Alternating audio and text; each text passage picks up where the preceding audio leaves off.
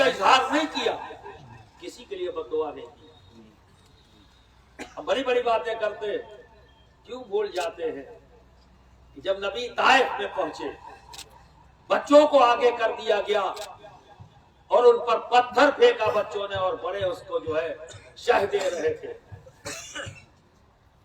جبریل امی آئے اور یہ اجازت لے رہے کہ یا رسول اللہ اگر آپ حکم دے تو ان پہاڑوں کو آپس میں ملا دوں، زندگی نام کی کوئی چیز یہاں نہ رہ جائے۔ تو میرے آقا نے کیا جواب دیا؟ میں اس لیے نہیں آیا ہوں، میں بدلہ لینے نہیں آیا ہوں، اگر یہ مجھے نہیں مانتے تو کیا یہ ضروری ہے کہ ان کی نسلیں نہیں مانیں گی؟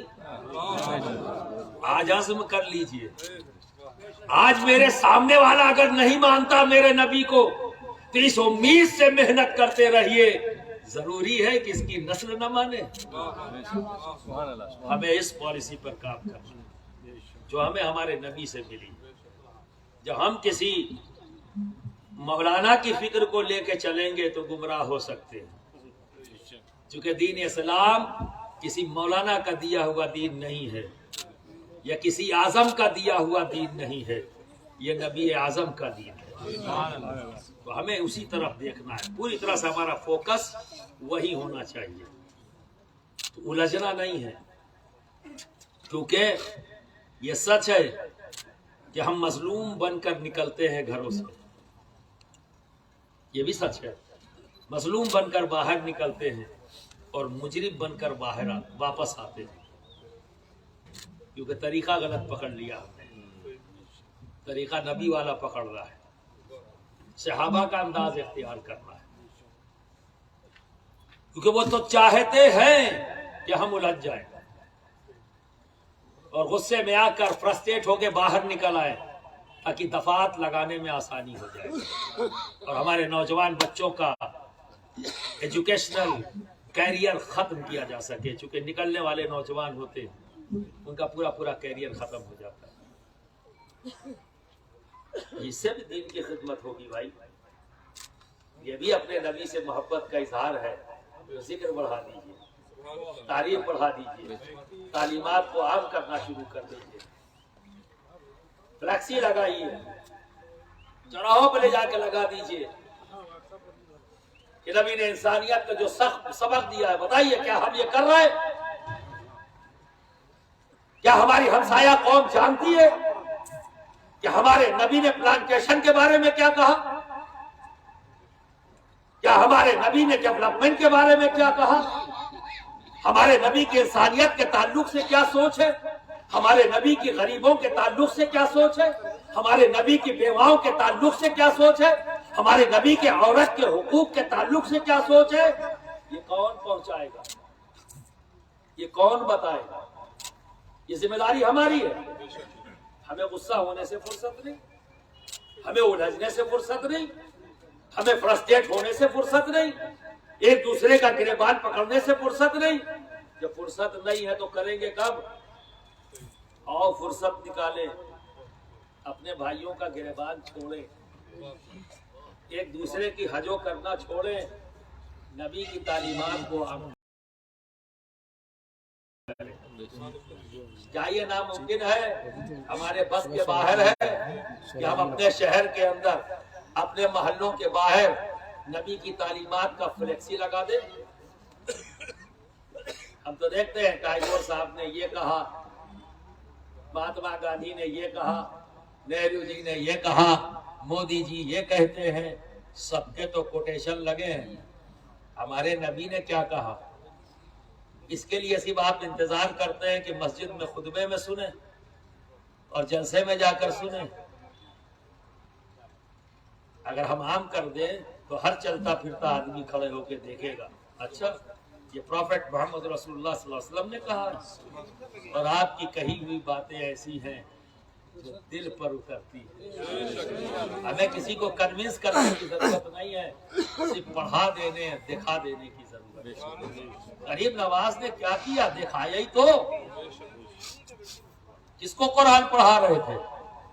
کس کو حدیث سکھا رہے تھے؟ کون جانتا تھا قرآن کے بارے میں؟ کون جانتا تھا حدیث کے بارے میں؟ قرآن اور حدیث کے مطابق زندگی گزار دیا، صرف اپنی زندگی دکھا دیا، اتنا پسند آ گیا کہ سب ان کے ساتھ کھڑے ہو گئے۔ اسی قرآن والے، اسی حدیث والے کی تعلیمات کو ہمیں عام کرنا ہے۔ آل انڈیا علماء مشائخ بورڈ یہ چاہتا ہے یونٹیں قائم کرے، وکلا لیگل ٹیم تیار کرے، صحافی حضرات آپ ہمیں ٹیم دیں، ہر جگہ ہم انہیں جوڑیں اور جوڑ کر ہم اپنے مسائل کو حل کریں۔ ہمارا موٹو 4 ہے۔ آل انڈیا علماء مشائخ بورڈ 4 پلر پر کھڑی ہے۔ ہمیں ان 4 فیلڈ میں مضبوطی سے کام کرنے کی ضرورت ہے۔ آپ کے مشوروں کی، دانشور طبقے کے مشوروں کی ضرورت ہے، علماء کے مشوروں کی ضرورت ہے، مشائخ کے مشوروں کی ضرورت ہے، اور بات صرف مشورے تک نہ رہ جائے، ساتھ کی بھی ضرورت ہے۔ بات صرف ساتھ کہنے کی نہیں، ساتھ چلنے کی ضرورت ہے۔ 4 موٹو، علمی ضرورت، یہ ہماری قوم کی زبردست ضرورت ہے، کیونکہ کوئی بھی قوم، کوئی بھی ملک اس وقت تک ترقی یافتہ نہ ملک کہلائے گا نہ قوم کہلائے گی جب تک کہ اس قوم کا ایک ایک فرد تعلیم یافتہ ہے۔ افسوس کی بات ہے کہ جس مذہب کی پہلی وحی ہی اقرا ہو، پڑھو، وہی قوم سب سے زیادہ ان پڑھ ہے۔ فوکس کرنے کی ضرورت ہے۔ تو یہاں اگر ایک باپ پنچر بناتا ہے، آپ کے محلے میں رہتا ہے اور وہ بچہ اپنے باپ کے ساتھ جا رہا ہے، تو میں چاہوں گا اس محلے کے لوگ اس باپ کے گھر پہنچ جائیں، کیوں اپنے بچے کو اسکول کیوں نہیں بھیجتے ہو، تم اپنی دکان پر پنچر کی کیوں لے گئے؟ جواب ضرور یہی آئے گا کہ ہمارے پاس کھانے کے لیے نہیں ہے، تو ہم اسے پڑھائیں گے کیسے؟ تو میں سمجھتا ہوں کہ ہر محلے میں ایسے 4-5 افراد ضرور ہیں جو اپنے 2-3 بچوں کو تو پڑھا ہی رہے ہیں۔ اگر 1-2 بچے کو اور پڑھا لیں گے تو کیا وہ غریب ہو جائیں گے؟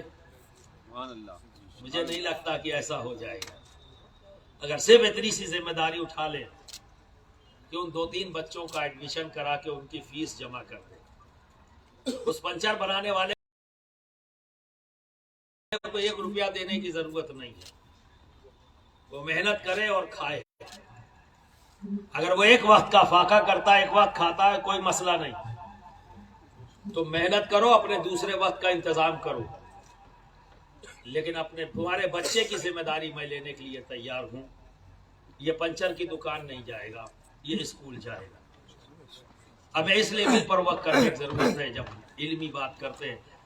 ابھی انسٹیٹیوٹ تو نہیں بنا سکتے، ارادہ تو یہی ہے کہ ہر جگہ پر ہمارے انسٹیٹیوٹ ہو، اسکول ہو، لیکن جہاں پر اس لائق لوگ ہیں وہ سارے کاروبار کر رہے ہیں، ان کے پاس فیکٹری ہے، بڑی بڑی کھیتی باڑی ہے، اچھا کاروبار ہے۔ میں ان لوگوں کو ذہن دینا چاہتا ہوں کہ جہاں آپ نے اتنے سیٹ اپ لگائے ہیں، ایک سیٹ اپ اور لگا لیں، ایک اسکول کھول دیں، چیریٹی پر نہیں، بالکل چیریٹی اسکول کے ساتھ نہ کریں، وہی فیس لیں جو سب سے لیتے ہیں، کوالٹی ایجوکیشن سینٹر کھولیں، بالکل پروفیشنلی چلائیں، کہیں پہ بھی چیریٹی نہ رکھیں، چیریٹی آؤٹ سائڈ انسٹیٹیوٹ رکھیں۔ آؤٹ سائڈ انسٹیٹیوٹ کا مطلب آپ کے محلے میں 10 بچے ہیں، ان 10 بچوں کی جو لوگ بھی فیس جمع کر سکتے ہیں اس پرٹیکولر انسٹیٹیوٹ میں جمع کر دیں، اور وہ انسٹیٹیوٹ جو چلا رہا ہے وہ اپنے یہاں پرسنٹیج رکھے اپنی انکم کا، کہ میں اپنی انکم کا اتنا پیسہ ان بچوں کے لیے خرچ کروں گا جو غریب بچے ہیں، ان کی چیریٹی کروں گا۔ فیس معافی کی شکل میں چیریٹی نہیں ہوگی، فیس جمع کر کے چیریٹی ہوگی۔ اس انداز میں انسٹیٹیوٹ چلایا جائے تاکہ وہ کوالٹی ایجوکیشن سینٹر بن سکے۔ دوسری جگہ ہے سماجی ضرورت۔ ہم رونا تو رو لیتے ہیں، بڑے آسانی سے کہہ دیتے ہیں تعصب ہے، تعصب ہے، تعصب ہے، زبردستی کا۔ آپ کا رول کیا ہے؟ کارپوریٹر بنا لیا آپ نے اور نالی گج بجا رہی ہے. کبھی خیال آیا کہ اس کو صاف ہونا چاہیے؟ یہاں کون سا تعصب ہے؟ سڑک پر ننگا بچہ گھوم رہا ہے آپ کا، یہ کس تعصب کا رزلٹ ہے؟ یہ کس تعصب کا رزلٹ ہے؟ سڑکوں پر انکروچمنٹ، یہ کس تعصب کا اثر ہے؟ بولنے کا اختیار آپ کو تب ہے جب آپ اپنی کمیاں دور کر چکے ہو. پہلے اپنی کمیوں کو دور کریے. ٹنکی رکھنے کی جگہ ہے گھر میں لیکن سڑک پر رکھ دیں گے. اسٹول، بینچ، تخت سب سڑک پہ آ گئی. گھر صاف کر لیا، کوڑا سڑک پہ پھینک دیا، جب وہی ریٹرن آپ کے گھر میں جائے گا. یہ کس تعصب کا رزلٹ ہے؟ کارپوریٹر سے ایک بار بھی نہیں کہا کہ ہماری گلی کیوں صاف نہیں ہے. آپ نے چنا ہے، پریشرائز کریے اس کو، اس کی ذمہ داری یاد دلائیے، اور اگر نہ کرے تو اگلی بار ریجیکٹ کر دیجیے. کیا کبھی ایسا کیا ہے ہم نے؟ نہیں کرتے. جب ذمہ داری دینے کی باری آتی ہے تو تعلقات دیکھتے ہیں، ذمہ داری دینے کی باری آتی ہے تو افواہوں پر دھیان دیتے ہیں. سماجی ضرورت. آج مسلمانوں کے اندر نشہ خوری کی عادت بڑھتی جا رہی ہے.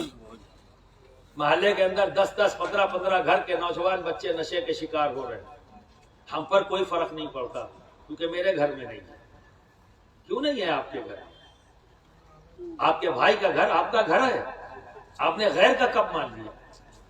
آپ جس مذہب سے تعلق رکھتے ہیں اس نے تو آپ کو بتایا ہے کہ دنیا کے کسی بھی خطے پہ، کسی بھی رنگ، کسی بھی نسل کا ہو، کلمہ گو ہے تو آپ کا بھائی ہے، تو آپ کا بھائی کا بچہ ہے. یہ جب فیلنگ آپ کے اندر نہیں ہے تو آپ کیا خدمت کریں گے دین کی؟ یہ فیلنگ پیدا کرنے کی ضرورت ہے. ایک سے شروع ہو. جب ایک باہر نکلے گا تو اکیلا نہیں رہ جائے گا. ایک سے 11 ہوں گے، 11 سے 22 ہوں گے. نکلنا پڑے گا کہیں سے، ہمیں پہل کرنی پڑے گی. سماجی اعتبار سے بھی ہم سوشلی دیکھیں تو ہمارا سوشل انفراسٹرکچر بھی بڑا کمزور ہے. ہمارا مذاق اڑتا ہے کہ جو گلی سب سے زیادہ گندی ہو، جس گلی میں جس سڑک پر بچے ننگے گھوم رہے ہوں، جہاں گالی گلوچ کی آواز زیادہ آتی ہو، سمجھ لینا مسلمانوں کا محلہ ہے. کیا یہ شرم کی بات نہیں ہے؟ یہ شرم کی بات ہے، غصہ کرنے کی بات نہیں ہے. مت ہوئیے غصہ. کوئی ہے جو ہمیں آئینہ دکھلا رہا ہے اور وہ سچائی کا آئینہ ہے. دور کرنا پڑے گا. جب دور کر لیں گے کوئی نہیں بولے گا. اس میں کوئی برائی نہیں ہے. اگر دشمن بھی ہمیں ہماری کمیوں کو بتائے تو سر آنکھوں پہ لینا چاہیے اور شکریہ ادا کرنا چاہیے کہ آپ کا بہت بہت شکریہ کہ آپ نے میری کمی مجھے بتائی. لیکن ہم غصہ ہو جاتے ہیں. اور ایک بہترین ہمارے پاس بڑا ہے تعصب. آپ خود اپنے ساتھ تعصب کر رہے ہیں. روحانی ضرورت. یہ تیسری ضرورت ہے روحانی. آج ڈھیر سارے بابا نکل آئے، باقاعدہ ایڈورٹائزمنٹ ہو رہا ہے. 30 دن میں طلاق، کام نہ ہو تو پیسہ واپس، گارنٹی، اسٹیکر لگ رہے ہیں. یہ بابا، یہ سب ایمان پر ڈکیتی ڈال رہے ہیں. ہمارے ایمان اور عقیدے پر ڈکیتی ڈال رہے ہیں اور پوری تصوف کی دنیا کو بدنام کر رہے ہیں. یہ بدنام کر رہے ہیں غریب نواز کو، یہ بدنام کر رہے ہیں محبوب الہی کو، یہ بدنام کر رہے ہیں پوری دنیا کی خانقاہوں کو. یہ ان کے نمائندے نہیں ہیں، یہ فراڈ ہے. ضرورت ہے اس پر بھی لگام لگانے کی.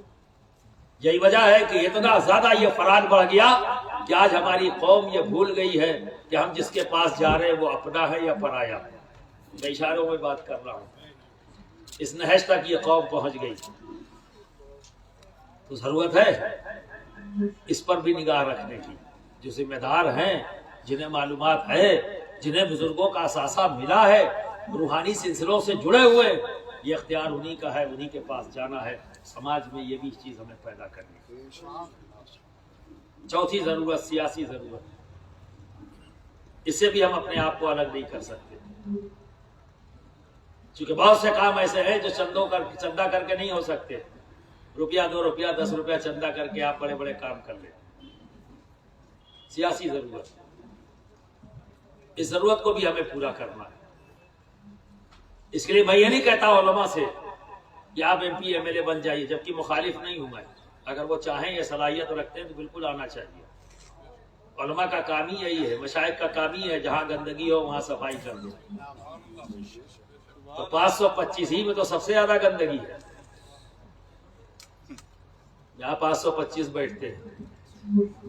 آج ساری گندگیاں تو وہیں موجود ہیں۔ ہو سکتا ہے آپ کی نمائندگی سے وہاں کی گندگی دور ہو، لیکن میں کمپل نہیں کرتا، آپ کو مجبور نہیں کرتا کہ آپ جائیں، لیکن یہ کرنے کے لیے آپ کو ضرور کہوں گا کہ آپ خود نہ جائیں، لیکن سماج سے ایسے لوگوں کو چنیں جن میں یہ صلاحیت موجود ہے، جو قوم و ملت کی نمائندگی کر سکے۔ وہ پارٹی کی نمائندگی نہ کرے، وہ آپ کی نمائندگی کرے۔ آج بنام مسلم ہر پارٹی میں مسلمان ہیں، لیکن وہ ہماری نمائندگی نہیں کر رہے، وہ جس پارٹی میں ہو اس پارٹی کی نمائندگی کر رہے ہیں۔ باقی دیگر قومیں وہ پارٹی میں رہ کر اپنی پارٹی کی نمائندگی، اپنی پارٹی میں رہ کر کسی بھی پارٹی میں ہو اپنی قوم کی نمائندگی کر رہے ہیں۔ انہوں نے اپنے اندر صلاحیت پیدا کر لی، وہ کسی بھی پارٹی میں ہو اپنی قوم کی نمائندگی کرتے ہیں۔ اور ایک ہمارا حال ہے کہ ہم جس پارٹی میں چلے جاتے ہیں سب سے پہلے اگر کسی کو بھولتے ہیں تو اپنی قوم کو بھولتے ہیں۔ اسی لیے آج آپ کا سیاسی پس منظر، جو آپ کا جو سیاسی وجود ہے، نیئر اباؤٹ زیرو ہو چکا ہے۔ آج کوئی آپ کی بات نہیں کر رہا ہے۔ ایک شور اٹھا، پولرائزیشن پولرائزیشن پولرائزیشن، تشتی قرار، ایک شور اٹھا، اور اسی شور میں آپ کا سیاسی وجود ختم کر دیا گیا، اور آپ بیٹھے تالی بجاتے رہے۔ بجائیے تالی، اگر اسی کا شوق ہے تو بجائیے تالی۔ 40 سال 50 سال تالی بجا لیجیے، کرنا وہی پڑے گا جو میں آج آپ سے کہہ رہا ہوں۔ سیاسی شعور بیدار کریے۔ اور میں کہتا ہوں، یہ جو لوگ سیاست کو شجرہ ممنوعہ کہتے ہیں، میں انہی سے سوال کرتا ہوں، اگر انسان میں سیاسی شعور نہ ہونا تو اپنا گھر آپ نہیں چلا سکتے۔ ایک گھر کو متحد رکھنے کے لیے وہاں بھی سیاسی بصیرت کی ضرورت ہے۔ ایک مدرسے کو چلانے کے لیے بھی سیاسی بصیرت کی ضرورت ہے۔ ایک محلے میں امن و امان کے ساتھ رہنے کے لیے بھی سیاسی بصیرت کی ضرورت ہے۔ آپ نے شجرہ ممنوعہ قرار دے دیا، اور خود تو دور ہوئے اور پوری قوم کو دور کر دیا۔ اور بڑا عجیب پس منظر سامنے آتا ہے کہ اگر 2 آدمی ہوں اور اس سے پوچھا جائے تم کیا کرتے ہو، تو ایک نے کہا حضرت میں اللہ کی عبادت کرتا ہوں اور خدمت خلق کرتا ہوں، تو سامنے والا کہتا ماشاء اللہ سبحان اللہ سبحان اللہ۔ دوسرے سے پوچھا بھائی تم کیا کرتے ہو، کہا میں اللہ کی عبادت کرتا ہوں اور سیاست کرتا ہوں۔ چہرے کا زاویہ بگڑ گیا، اور بگڑنے والا زاویہ کسی اور کا نہیں جسے ہم عالم کہتے ہیں، بگڑنے والا کا زاویہ وہی ہے جس کو ہم دانشور کہتے ہیں۔ یار یہ کون سا معاملہ ہے جس پر آپ کے چہرے کا زاویہ بگڑ گیا؟ سیاست ہے کیا؟ سیاست کا معنی اور مطلب مفہوم آج لوگوں کو دیکھ کر آپ طے کریں گے کہ سیاست دغا بازی ہے، سیاست دھوکے بازی ہے، سیاست جھوٹ بولنے کا کام ہے؟ یہ تو لوگ کر رہے ہیں۔ آپ لوگوں کو دیکھ کر سیاست کا معنی اور مطلب طے کریں گے؟ پھر آپ کس بات کے عالم ہیں؟ آپ کس بات کے دانشور ہیں؟ اگر آپ دانشور ہیں، عالم ہیں، تو سیاست کا بھی معنی یہی ہے، خدمت خلق۔ تو اگر آج دوسری قومیں آپ کو دیکھ کر اسلام کو سمجھنے کی کوشش کر رہی ہیں تو جو سمجھ میں آ رہا ہے بول رہی ہے، اس کو جو سمجھ میں آپ کو دیکھ کے بول رہے ہیں نا، آپ جھوٹ بولتے ہو تو انہوں نے سمجھ لیا کہ ان کا دین بھی ایسا ہی ہے. آپ کو ظلم کرتے ہوئے دیکھ رہے ہیں تو انہوں نے سمجھ لیا آپ بھی ایسے ان کا دین ہے، ان کا دین ان کو سکھاتا ہے. وہ ہمیں دیکھ کر رائے طے کر رہے ہیں. اور کسی بھی مذہب کو، کسی بھی دین کو سمجھنے کے لیے اس کے فالوورز کو دیکھ کے سمجھ میں نہیں آئے گا. جو اس کے فالوورز صحیح بھی ہیں اور غلط بھی ہیں.